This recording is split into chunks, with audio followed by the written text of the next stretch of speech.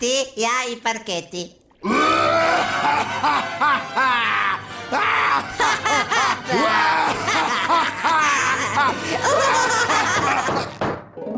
Sretan rođendan, Bobo! Kak ste znali da mi je danas rođendan? Radimo ono što piše na pozivnicama.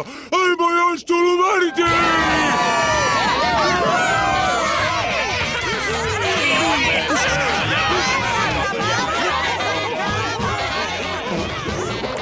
Hvala kaj ste došli. Opet sami. Jel to moguće? Svi su otišli. Aha. Nema više tuluma i neće biti zanovjetanja. Daj ovo, daj ono. Jel da? O, da. Onda mali! Ha, ha, ha, ha! Super tulumi, ha? Skužaj, Rozi, ali ti si viša. Zakaj? Možemo mu vjerovati, on je najbolji prijatelj. Ne smimo riskirat.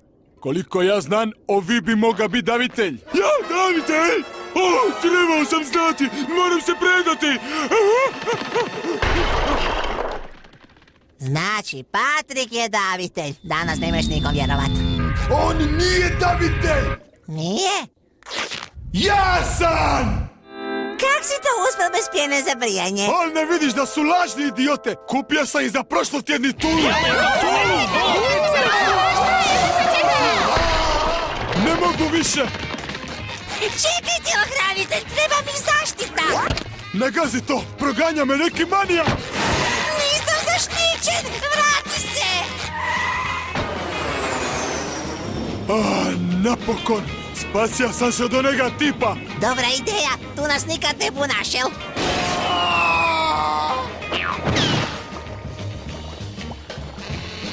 Pametno! Davitelj je mogel biti u tom avionu.